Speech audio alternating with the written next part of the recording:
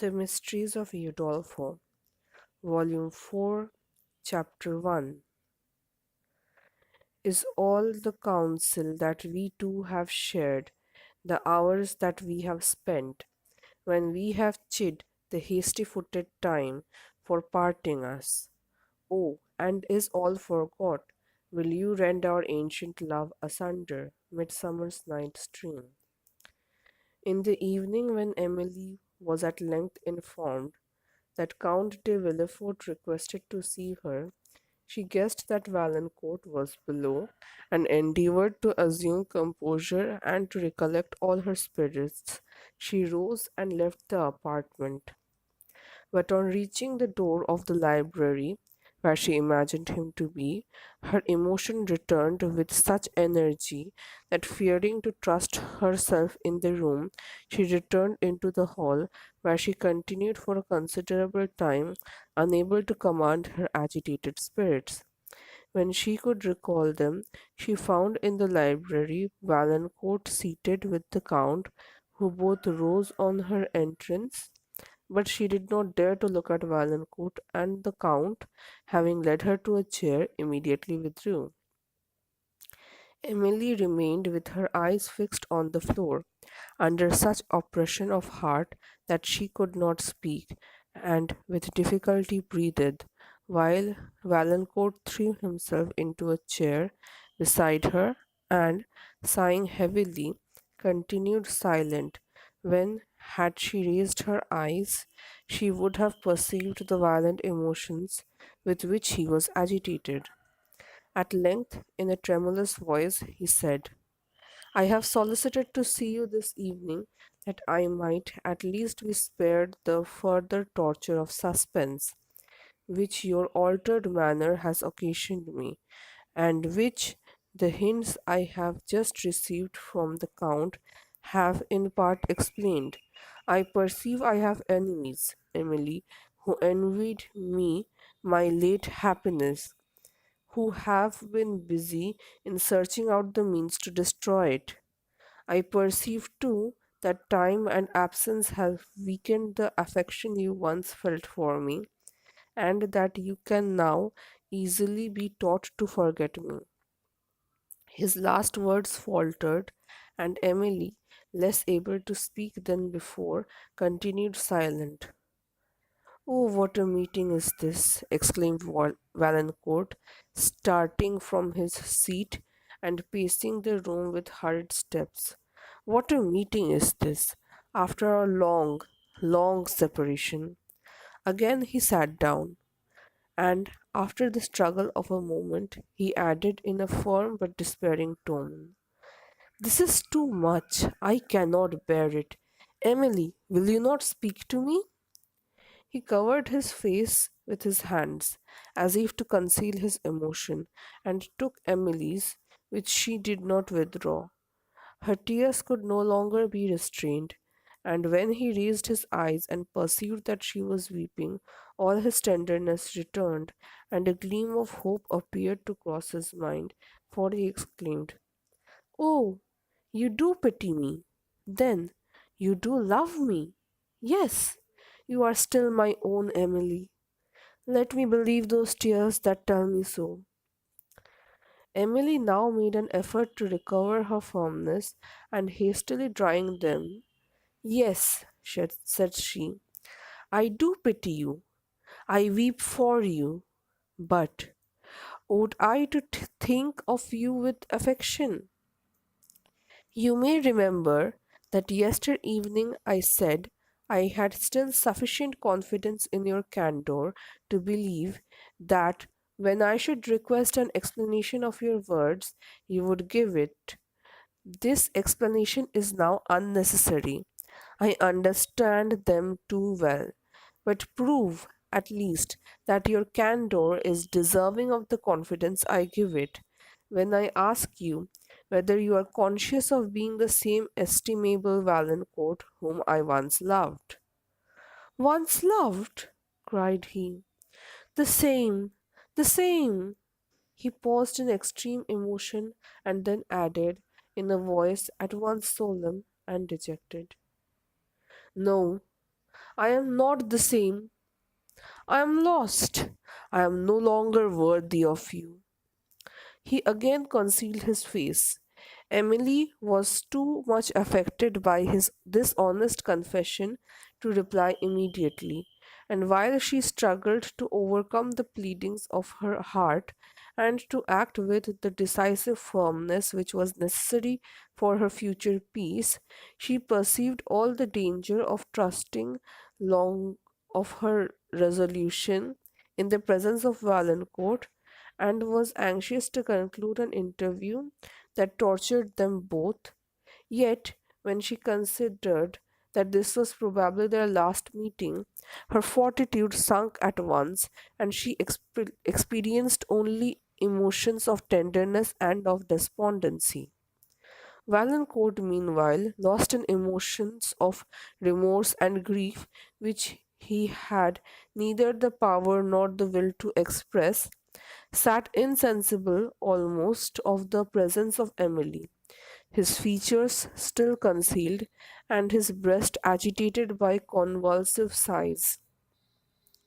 "Spare me the necessity," said Emily, recollecting her fortitude, "spare me the necessity of mentioning those circumstances of your conduct which oblige me to break our connection for ever. We must part. I now see you for the last time." "Impossible!" cried Valancourt, roused from his deep silence. "You cannot mean what you say. You cannot mean to throw me from you forever." "We must part," repeated Emily with emphasis, "and that forever.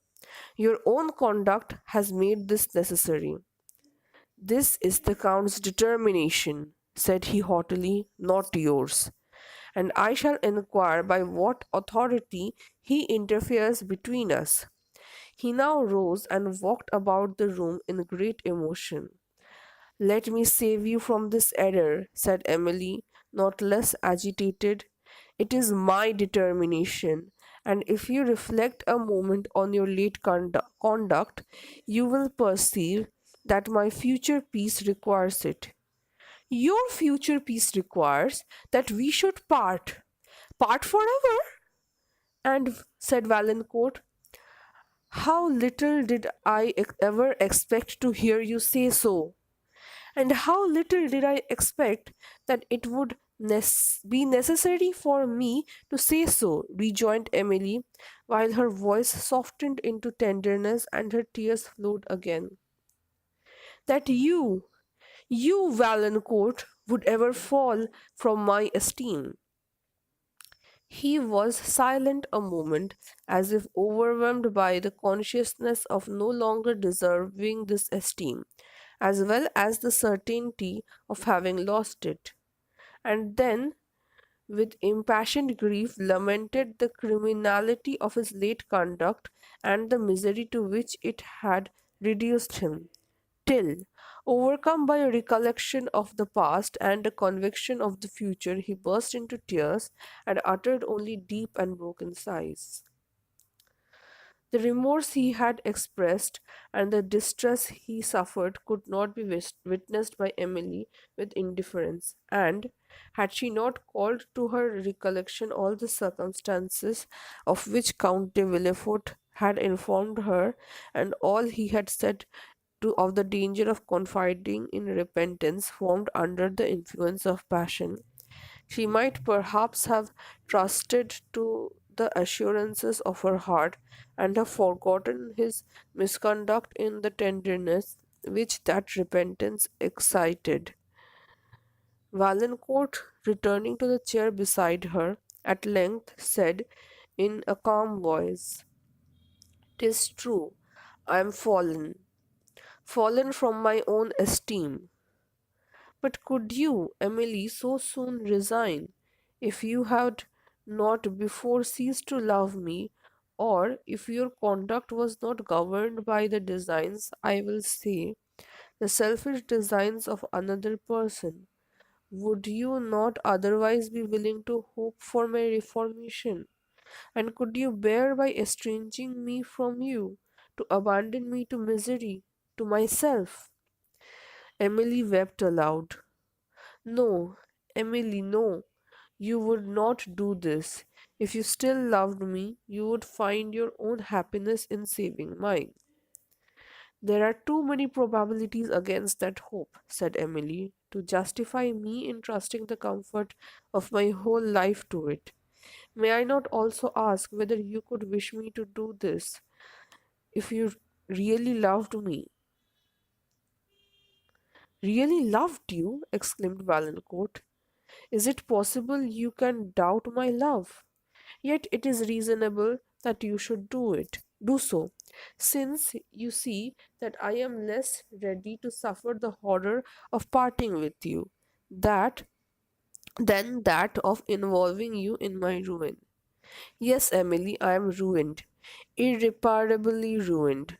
I am involved in debts which I can never discharge. Valancourt's look, which was wild, as he spoke this, upon soon settled into an expression of gloomy despair, and Emily, while she was compelled to admire his sincerity, saw with unutterable anguish new reasons for fear in the suddenness of his feeling and the extent of the misery in which they might involve him.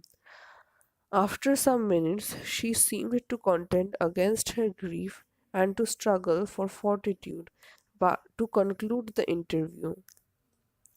I will not prolong these moments, said she, by a conversation which you can answer no good purpose. Valancourt, farewell. You are not going, said he, wildly interrupting her. You will not leave me thus. You will not abandon me even before my mind has suggested any possibility of compromise between the last indulgence of my despair and the endurance of my loss. Emily was terrified by the sternness of his look and said in a soothing voice, you have yourself acknowledged that it is necessary we should part. If you wish that I should never believe you love me, you will repeat the acknowledgment. Never, never, cried he. I was distracted when I made it. Oh, Emily, this is too much. Though you are not deceived as to my faults, you must be deluded into this exasperation against them. The Count is the barrier between us, but he shall not long remain so. You are indeed distracted, said Emily. The Count is not your enemy. On the contrary, he is my friend, and that might, in some degree, induce you to consider him as yours.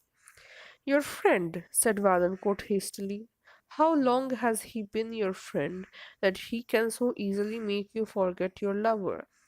Was it he who recommended to your favor the Monsieur Dupont, who, you say, accompanied you from Italy, and who, I say, has stolen your affections? But I have no right to question you. You are your own mistress. Dupont, perhaps, may not long triumph over my fallen fortunes. Emily, more frightened than before by the frantic looks of Valancourt, said in a tone scarcely audible, for heaven's sake be reasonable, be composed. Monsieur Dupont is not your rival, nor is the Count his advocate. You have no rival, nor except yourself an enemy. My heart is wrung with anguish, which must increase while your frantic behavior shows me more than ever that you are no longer the Valancourt I have accustomed to love. He made no reply, but sat with his arms rested on the table and his face concealed by his hands, while Emily stood, silent and trembling, wretched for herself and dreading to leave him in this state of mind. Oh, excess misery, he suddenly exclaimed, that I can never lament my sufferings without accusing myself, nor remember you, without recollecting the folly and the vice by which I have lost you. Why was I forced to Paris? And why did I yield to allurements which were to make me despicable forever? Oh, why cannot I look back without interruption to those days of innocence and peace, the days of our early love? The recollection seemed to melt his heart, and the frenzy of despair yielded to tears. After a long pause, turning towards her and taking her hand, he said in a softened voice, Emily, can you bear that we should part? Can you resolve to give up an heart that loves you like mine, an heart which it has erred, widely erred? It is not irretrievable from error, as you well know. It can never be retrieved from love, retrievable from love. Emily made no reply, but with her tears. Can you, continued he, can you forget all our former days of happiness and confidence when I had not a thought that I might wish to conceal from you, when I had no taste, no pleasures in which you did not participate? Oh, do not lead me to the remembrance of those days, said Emily, unless you can teach me to forget the present. I do not mean to reproach you. If I did, I should have spared these tears. But why will you render your present sufferings more conspicuous by contrasting them with your former virtues? Those virtues, said Valancourt, might perhaps again be mine, if your affection which nurtured them was unchangeable. But I fear indeed, I see that you can no longer love me, else the happy hours which we have passed together would plead for me, and you could not hold back upon them unmoved. Yet why should I torture myself with the remembrance? Why do I linger here? Am I not ruined? Would it not be madness to involve you in my misfortunes? Even if your heart was still my own, I will not distress you further. Yet, before I go, added he in a solemn voice, let me repeat that whatever may be my destiny, whatever I may be doomed to suffer, I must always love you, most fondly love you. I am going, Emily. I am going to leave you forever. As he spoke the last words, his voice trembled, and he threw himself against into the chair from which he had risen. Emily was utterly unable to leave the room or to say farewell. All impression of his criminal conduct and almost all of his follies was obliterated from her mind, and she was sensible only, only of pity and grief. My fortitude is gone, said Valancourt at length. I can no longer even struggle to recall it. I cannot now leave you. I cannot bid you an eternal farewell. Say, at least, that you will see me once again. Emily's heart was somewhat relieved by that request, and she endeavoured to believe that she ought not to refuse it. Yet she was embarrassed by recollecting that she was a visitor in the house of the Count, who could not be pleased by the return of Valancourt. Other considerations, however, soon overcame this, and she granted his request on the condition that he would neither think of the Count as his enemy nor Dupont as his rival.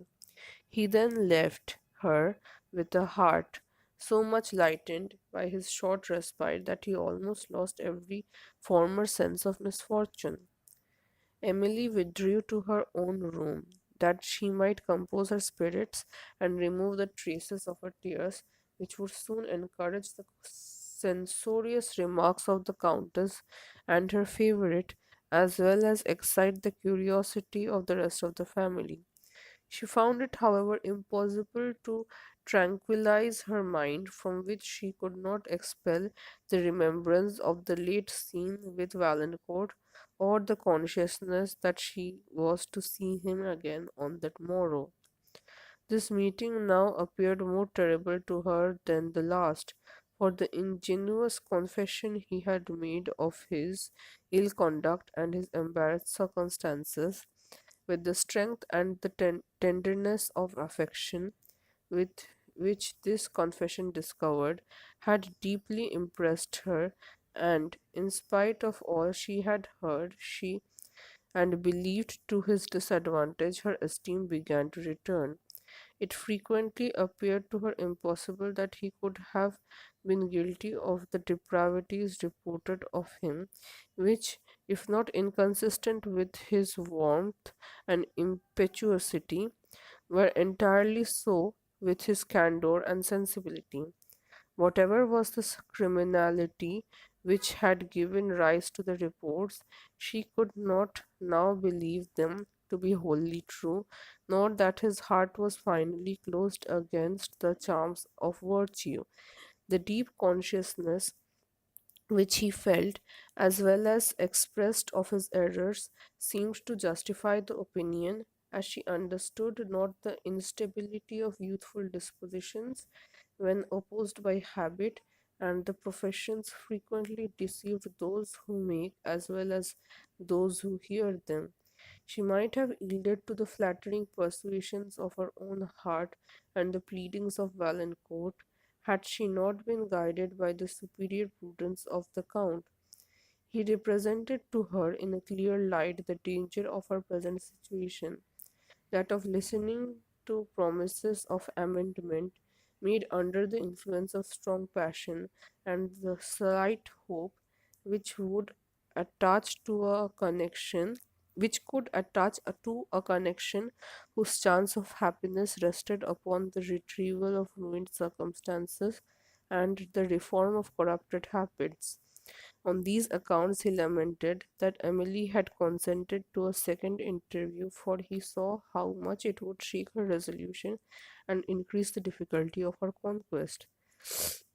Her mind was now so entirely occupied by nearer interests that she forgot the old housekeeper and the promised history, which so lately had excited her curiosity, but which Dorothy was probably not very anxious to disclose. For night came, the hours passed, and she did not appear in Emily's chamber. With the latter it was sleepless and dismal night. The more she suffered her memory to dwell on the late scenes with Valancourt, the more her resolution declined, and she was obliged to recollect all the arguments which the Count had made use of to strengthen it, and all the precepts which she had received from her deceived father on the subject of self-command to enable her to act with prudence and dignity on this the most severe occasion of her life. There were moments when her fortitude forsook her, and when, remembering the confidence of former times, she thought it impossible that she could renounce Valancourt. His reformation then appeared certain, and arguments of Count de Villefort were forgotten. She readily believed all she wished, and was willing to encounter any evil, rather than of an immediate separation. Thus passed the night in ineffectual struggles between affection and reason, and she rose in the morning with a mind weakened and irresolute, and a frame trembling with illness.